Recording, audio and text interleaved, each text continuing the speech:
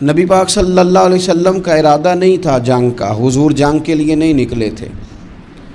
قریش اس طرح کرتے تھے کہ مسلمانوں کے قافلے لوٹ لیتے تھے، لوٹ مار کرتے کرتے مدینے کی سرحد تک وہ آ جایا کرتے تھے۔ ایک قافلہ ابو سفیان لے کے جا رہے تھے تجارت کے لیے، تو اس میں سارے کافروں کا مال شامل تھا۔ ایک قافلہ جایا کرتا تھا، سارے اپنا اپنا مال شامل کر دیتے تھے۔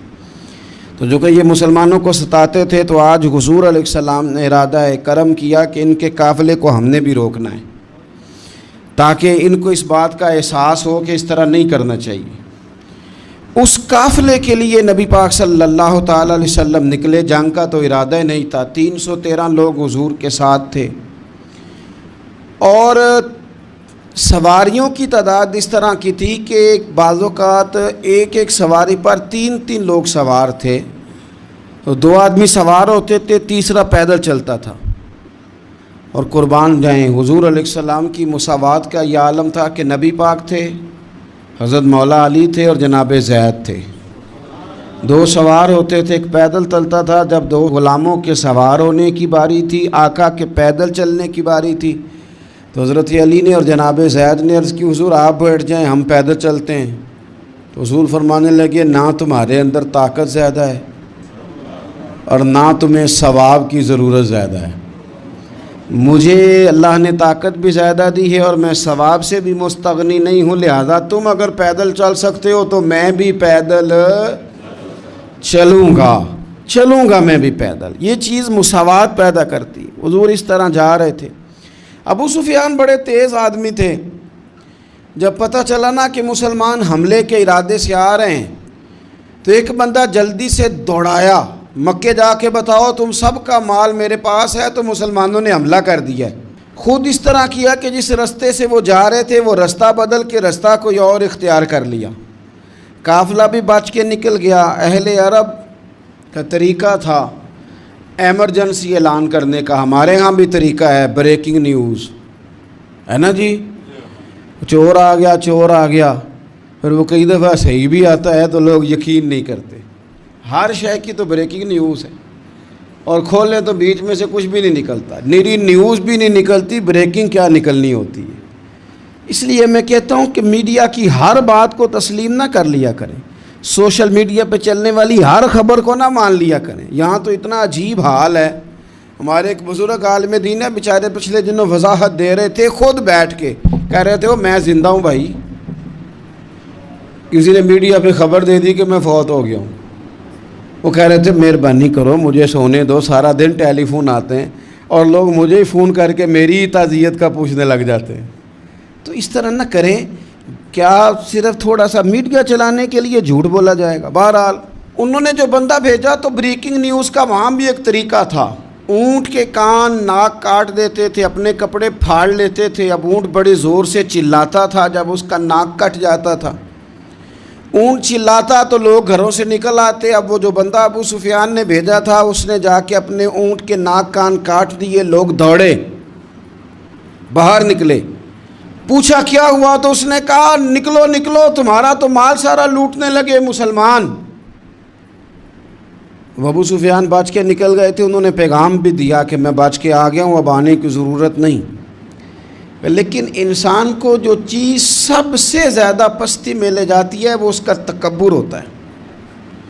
تو مینوں جاندا ہی نہیں، تجھے میرا پتہ ہی نہیں، یہ لے ڈوبتی ہے چیز لوگوں، انہیں بھی لے ڈوبی۔ انہوں نے کہا جی اب نہیں واپس جانا، اب چلو۔ 1000 کا لشکر، گانے بجانے والی عورتیں ساتھ، شراب کے مٹکے ساتھ، 10 اونٹ روز ذبح ہو رہے ہیں، سردار دعوتیں پکا رہے ہیں، گوشت بھونا جا رہا ہے۔ بدر میں پہنچ گئے، مسلمان بھی 313 پہنچ گئے۔ یہ ساری رات شرابیں پیتے، وہ ساری رات سجدے کرتے، یہ ناچ گانے سرور کی محفلیں سجتی، اور وہ رسول پاک کی تقریر سنتے، حضور کے خطبات سے فیض یاب ہوتے۔ عمیر بن وہب کو بھیجا ابو جہل نے کہا پتہ کر کے آؤ بندے کتنے۔ اس نے جا کے کہا کہ 312 313 310 اتنے۔ کہنے لگا جنگ کیا کرنی ہے، ان کو سویرے اونٹوں کی پشتوں پہ باندھ کے لے جائیں گے، مکے جا کے دیکھیں گے کیا کرنا ہے۔ یہ تکبر ہے نا۔ تو عمیر بن وہب کہنے لگا ہیں 312، ہیں 313, میرے اندازے میں 310، لیکن ایک کا بھی واپس جانے کا ارادہ کوئی نہیں۔ میں نے جس کو بھی دیکھا ہے شہادت کی دعا مانگتے دیکھا ہے، ارادہ بڑا پکا لے کے آئے، شہادت ہے مطلوب مقصود مومن، نہ مال غنیمت نہ کشور کشائی۔ نبی پاک صلی اللہ علیہ وسلم نے جب دیکھا نا کہ وہ تو جنگ کے لیے آن پہنچے ہیں اور ارادہ تو قافلے کا تھا، تو حضور نے صحابہ سے مشورہ کیا۔ نبی پاک علیہ الصلوۃ والسلام نے ہمیں بتایا ہے کہ چیزیں مسلط نہ کرو، ہم نہ اپنا مسلط کرتے ہیں۔ یعنی تراویح پڑھنے والا بندہ دوسروں کو بڑا گھورتا ہے کہ تو کیوں نہیں پڑھتا، بھئی تو پڑھ رہا ہے نا تو اللہ سے دعا کر یہ بھی پڑھے، لیکن اپنا مسلط نہ کر، دعوت دے، تبلیغ کر۔ نفل پڑھنے والا سب کو گناہگار ہی سمجھنے لگ جاتا ہے، عصر کی پہلی 4 سنتے تو کیوں نہیں پڑھتا، تو کیوں، بھئی آپ مسلط کریں گے، آپ رائے دیں اور رائے دے کے سائڈ پہ ہو جائیں۔ مسلط کرنے کی تو اجازت نہیں، حضور کا تو حکم چل سکتا ہے نا، چلتا ہے نا، لیکن حضور نے بھی صحابہ سے پوچھا، بھئی وہ تو لڑنے آ گئے ہیں، اب کیا کرنا ہے؟ تو حضرت صدیق اکبر کہنے لگے، حضور کرنا وہ ہے جو آپ نے فرمانا ہے۔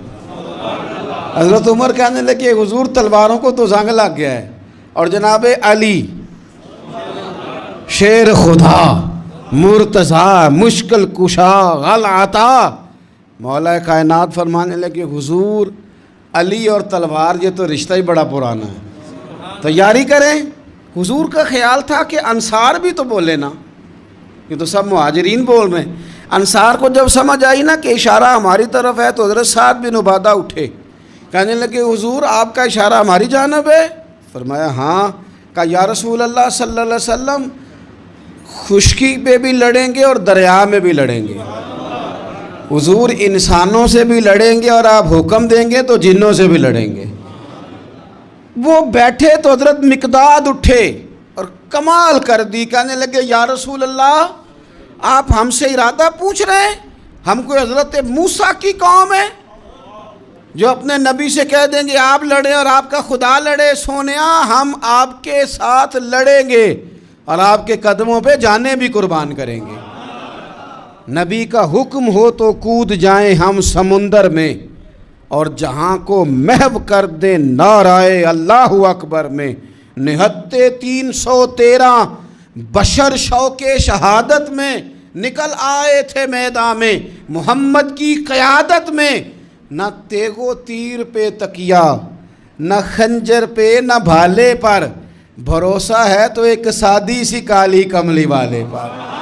نبی پاک صلی اللہ تعالیٰ علیہ وسلم نے جذبات سنے تو فرمایا چلو نہ چلیں، پر چھوٹے چھوٹے بچے واپس کر دو۔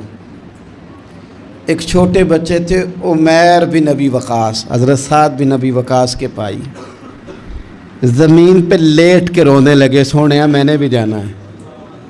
کمپیوٹر کے لیے نہیں رو رہے، موبائل کے لیے نہیں رو رہے، نئی سائیکل کے لیے نہیں، شہادت کے لیے۔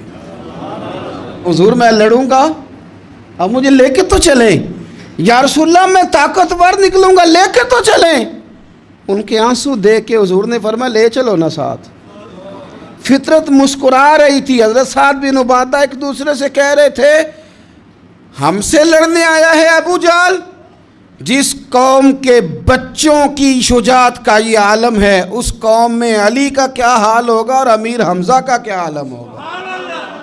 یہ ہمارے ساتھ مقابلہ کریں گے یہ لوگ؟ اور چھوٹے اتنے تھے حضرت عمیر کے، تلوار اپنے ہاتھوں سے اپنے گلے میں نہیں لٹکا سکتے تھے، وہ بڑے بھائی نے لٹکائی۔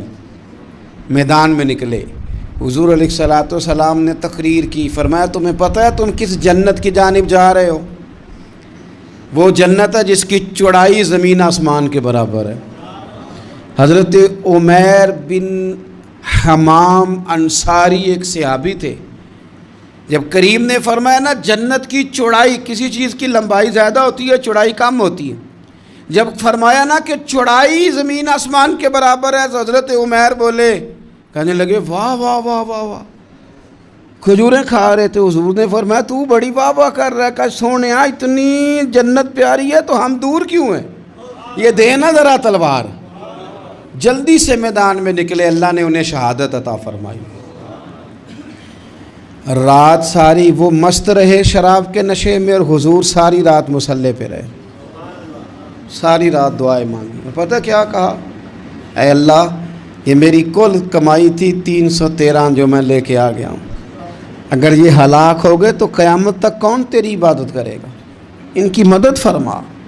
اور ایک رات پہلے صفیں بھی سیدھی کرائیں، بلکہ صفیں سیدھی کراتے حضرت سواد کے پیٹ پہ چھڑی لگ گئی تو انہوں نے کہا حضور بدلا دیں۔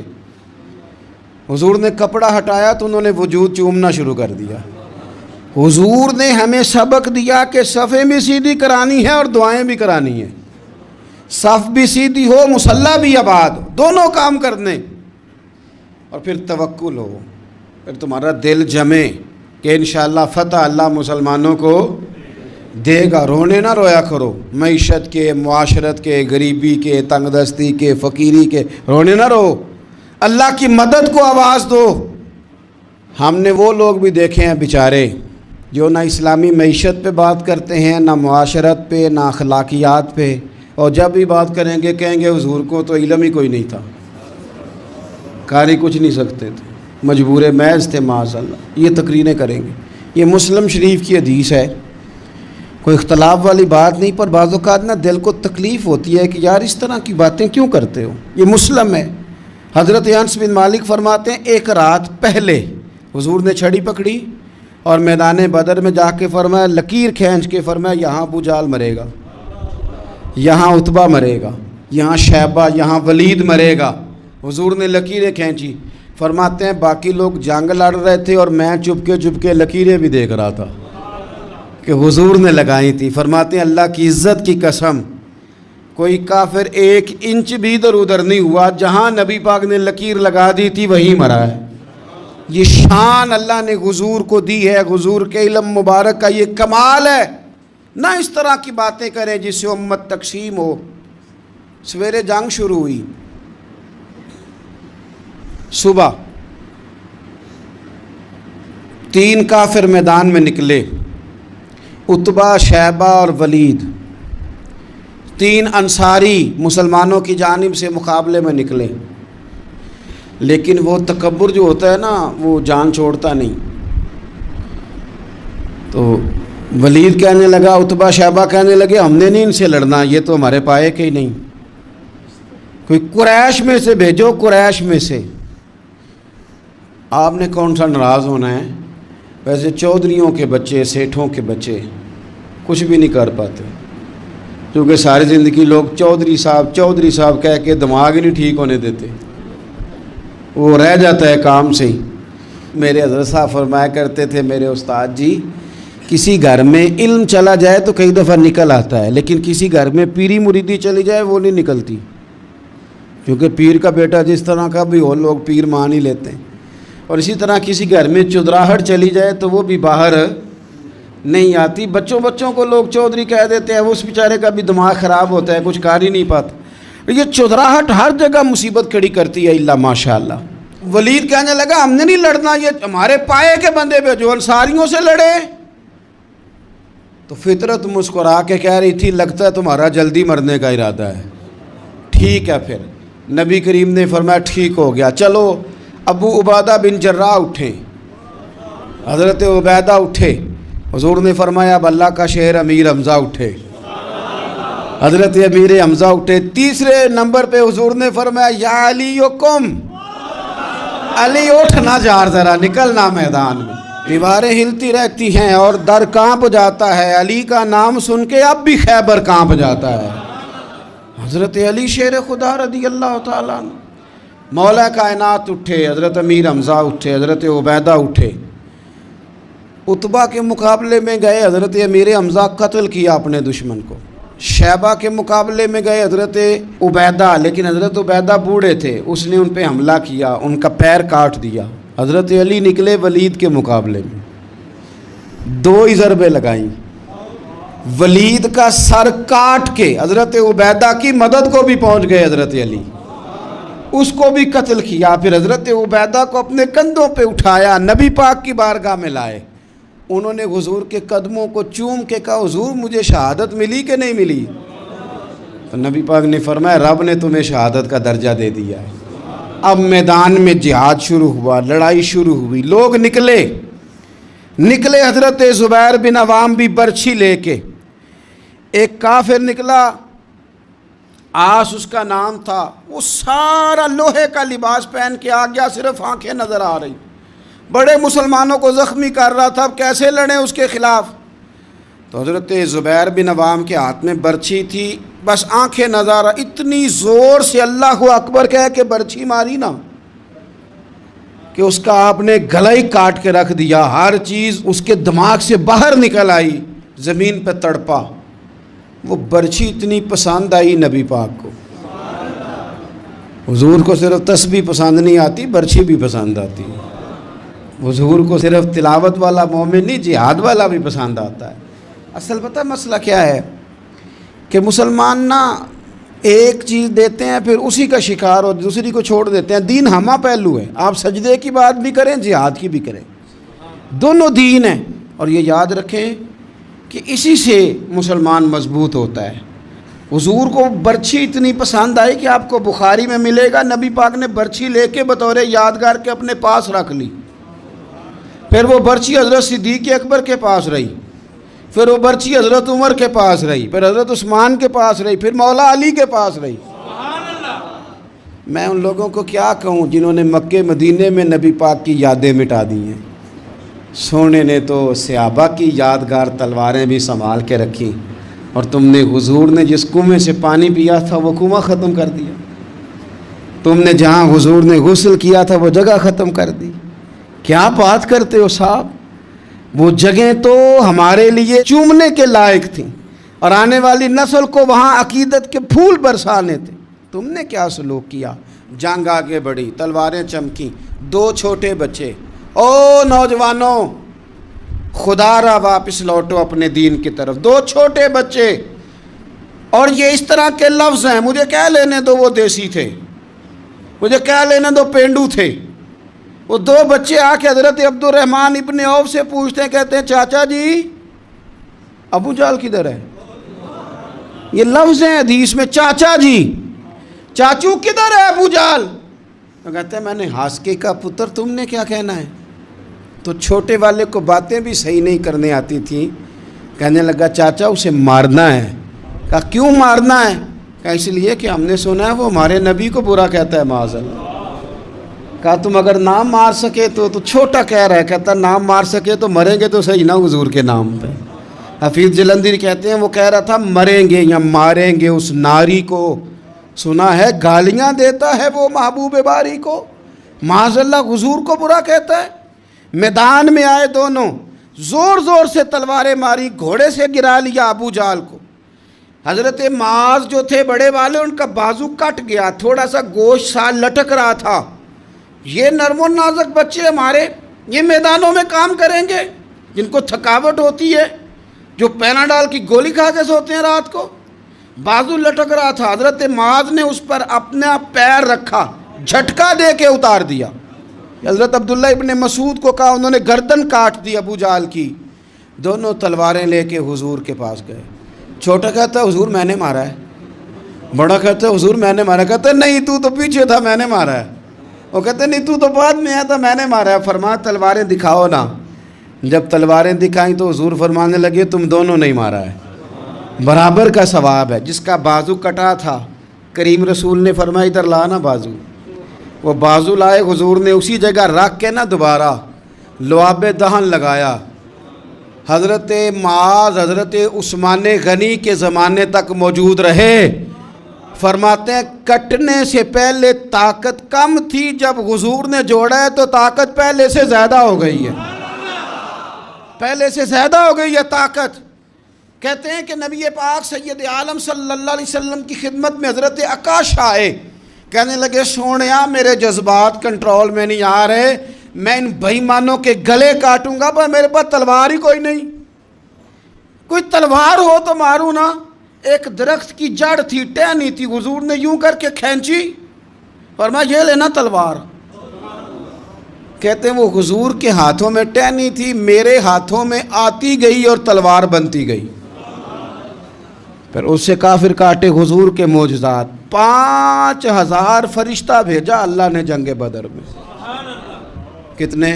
5000۔ میں نے بات اس لیے بیان کی ہے کہ اقبال نے ایک مشورہ دیا، کہتے ہیں تو فضائے بدر تو پیدا کر، فرشتے تیری نصرت کو اتر سکتے ہیں گردوں سے کتار اندر کتار اب بھی۔ اقبال کیوں ایسا کہہ رہا ہے؟ تو اقبال کہتے ہیں اس لیے کہ آج بھی ہو اگر ابراہیم کا ایمان پیدا تو آگ کر سکتی ہے انداز گلستاں پیدا۔ 5000 فرشتہ آیا۔ مجھے تو لگتا ہے فرشتوں نے بھی دعا کی تھی کہ یا اللہ ہم تیرے نبی کی قیادت میں لڑنا چاہتے ہیں۔ فرشتے آئے،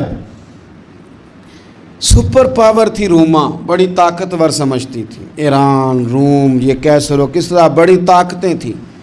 عرب کے لوگ تو بوریاں نشین تھے، صحراؤں میں رہ نکل کے انہوں نے الٹ پلٹ کے نہیں رکھ دی سارا کچھ۔ علامہ اقبال سے کسی نے پوچھا تھا کہ مسلمان دوبارہ سے کبھی میدانوں میں آئیں گے؟ تو اقبال کہنے لگے ہاں ہاں ضرور آئیں گے، آئیں گے، یہ نکلیں گے۔ کیا کس طرح؟ کہنے لگے میں نے فرشتوں سے سنا ہے، نکل کے صحرا سے جس نے روما کی سلطنت کو الٹ دیا تھا، نکل کے صحرا سے۔ قدسی کہتے ہیں فرشتوں کو، اقبال کہتے ہیں رات وہ باتیں کر رہے تھے میں نے سنا ہے کہ نکل کے صحرا سے جس نے روما کی سلطنت کو الٹ دیا تھا، سنا ہے میں نے یہ قدسیوں سے کہ وہ شیر پھر ہوشیار ہوگا، وہ جاگے گا، وہ بیدار ہوگا۔ یہ قدسیوں سے سنا ہے میں نے، وہ آئے گا میدانوں میں۔ گمسان کا رن پڑا، ابو جال قتل ہوا، امیہ قتل ہوا، کچھ دیر کے بعد مارا گیا۔ ابو البختری اور عتبہ اور شیبہ اور ولید بڑے بڑے سردار قتل ہوئے، 70 کافر مارے گئے، 70 مسلمانوں نے قیدی بنائے، باقی بھاگ گئے اور سامان چھوڑ کے بھاگ گئے اور گھوڑے چھوڑ کے بھاگ گئے، اور جس کو ادھر بھاگنے کا موقع ملا ادھر بھاگا، کہہ رہے تھے ان کو باندھ کے لے جائیں گے، اور جس کو ادھر بھاگنے کا موقع ملا وہ ادھر بھاگا۔ پیچھے سے حضرت سعد بن عبادہ بول رہے ہیں، کہنے لگے ہم نے تو سنا تھا مردوں سے مقابلہ ہے، تم تو بیویوں سے بھی کمزور نکلے ہو، کیا بھاگتے ہو؟ 14 مسلمان شہید ہوئے صرف۔ 3 دن حضور نے قیام کیا بدر میں، قربان جائیں۔ جنگ کا آغاز بھی میرے نبی کے سجدے سے ہوا، اور جنگ ختم ہوئی تو پھر کریم سجدے میں چلے گئے۔ اللہ تیری مدد آئی تو کام بنا، تیری مدد نہ ہوتی تو کچھ نہ کر پا۔